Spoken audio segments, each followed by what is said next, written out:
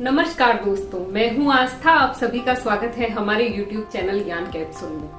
दोस्तों, ब्रह्मा, विष्णु, महेश, इन्हें त्रिदेव के नाम से जाना जाता है। आज हम आपको इन्हीं त्रिदेवों से जुड़ी एक घटना सुनाने वाले हैं। तो एक बार स्वयंभू मनु अन्य महर्षियों के साथ मंदराचल पर्वत पर यज्ञ अनुष्ठान करने गए। सभी महर्षियों में इस बात पर विवाद छिड़ गया कि ब्रह्मा, विष्णु और महेश इन तीनों में से सर्वश्रेष्ठ कौन है। कुछ ऋषियों का कहना था कि ब्रह्मा सर्वश्रेष्ठ है, कुछ ने कहा रुद्र सर्वश्रेष्ठ है। तो स्वयंभू मनु और अन्य महर्षियों का मत था कि कल्याणमयी, सत्व गुणमय, कमल के समान नेत्रों वाले श्री देवी के पति विष्णु ही सर्वश्रेष्ठ है।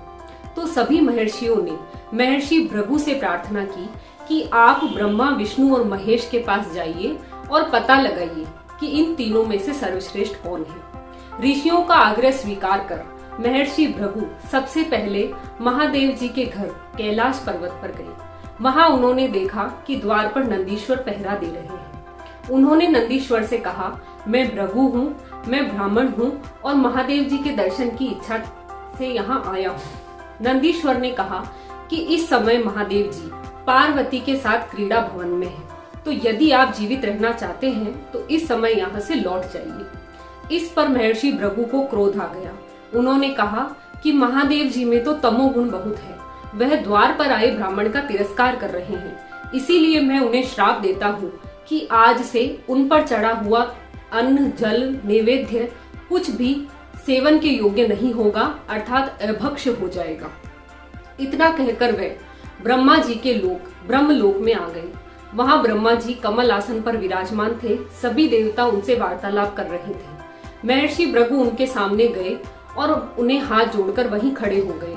ब्रह्मा जी ने ना तो भृगु ऋषि का सत्कार किया, ना ही उनसे कोई प्रिय वचन कहे। इस पर भृगु जी को क्रोध आ गया और उन्होंने ब्रह्मा जी को श्राप देते हुए कहा कि आप संसार में आज से अपूज्य हो जाएंगे। इतना कहकर वे क्षीर सागर के तट यानी भगवान विष्णु के धाम पधारे। वहां पर महर्षियों ने उनका आदर सत्कार किया और वे बिना किसी रोक टोक के भगवान के अंतःपुर में जा पहुंचे, जहां भगवान विष्णु शेष शैया पर शयन कर रहे थे और लक्ष्मी जी उनके चरणों की सेवा कर रही थी। भृगु ऋषि ने जाते ही अपने पैर से भगवान के वक्ष स्थल पर प्रहार कर दिया, लेकिन भगवान विष्णु तुरंत उठे और भृगु ऋषि के चरण दबाने लगे। उन्होंने कहा, ब्राह्मण, आज तो मैं धन्य हो गया। आपके जैसे ब्राह्मणों के चरणों की धूली मुझे मिलती रहे तो मेरा मंगल होता रहेगा। इतना कहकर उन्होंने भृगु ऋषि को बिठाया, उनका आदर सत्कार किया, उनका पूजन किया। भृगु ऋषि की आंखों में से आंसू आ गए। वे भगवान विष्णु से हाथ जोड़कर कहने लगे, आप महान हैं, आप सत्व गुणमय हैं, आपका रूप कल्याणमय है, आप ब्राह्मणों के हितैषी और सभी के रक्षक हैं। आपको लगा हुआ भोग सभी के ग्रहण करने योग्य है। प्रत्येक मनुष्य को चाहिए कि वे आपको भोग लगाकर अन्न ग्रहण करे। उन्होंने यह भी बताया कि मैं महर्षियों के भेजने पर यहाँ आया हूँ। उन्होंने मुझे सभी की परीक्षा लेने के लिए कहा था और मैंने आपकी परीक्षा लेने के लिए ही आपके वक्ष स्थल पर पैर से प्रहार किया। इतना कहकर उन्होंने भगवान विष्णु से क्षमा प्रार्थना की। इसी के संदर्भ में कहा भी गया है कि क्षमा बड़न को चाहिए, छोटन को उत्पात, क्या विष्णु का बिगड़ गया जो भृगु ने मारी लात। भृगु ऋषि सभी महर्षियों के पास पहुंचे और उन्होंने कहा कि ब्रह्मा जी में रजोगुण की अधिकता है, वहीं रुद्र में तमोगुण की अधिकता है और भगवान विष्णु में सत्व गुण की अधिकता है। उनका यह कहने के पीछे एक कारण यह भी था कि जब सृष्टि की रचना की गई तो सत्व, रज और तम, इन तीनों गुणों का समन्वय किया गया। ये तीनों गुण आध्यात्म की दृष्टि से भी प्रत्येक मनुष्य में विद्यमान होते हैं। रजोगुण का मतलब होता है भोग विलासिता, धन वैभव आदि चीजों को बढ़ाना। तमोगुण का अर्थ होता है निद्रा, प्रमाद, आलस्य आदि चीजों का बढ़ना। सत्व गुण का अर्थ होता है दया, परोपकार आदि अच्छी भावनाओं का बढ़ना। ये तीनों मनुष्यों के संदर्भ में कहे गए हैं। जब इस सृष्टि की रचना की गई तो इन तीनों गुणों को हमारे तीनों देवताओं ने भी ग्रहण किया।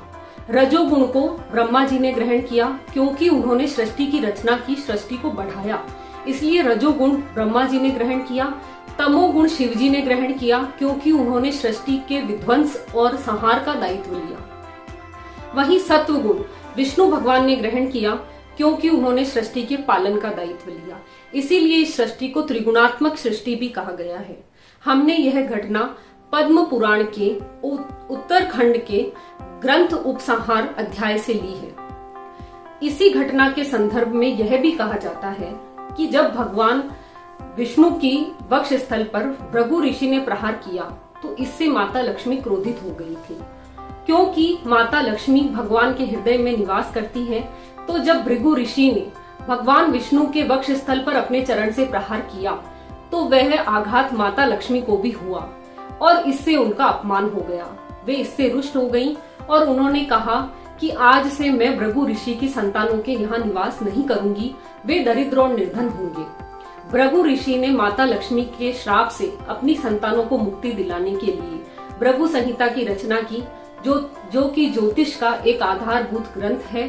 भृगु ऋषि ने कहा कि जिसे इस ग्रंथ की जानकारी होगी, जो इस ग्रंथ का ज्ञाता होगा, वह कभी निर्धन और दरिद्र नहीं होगा।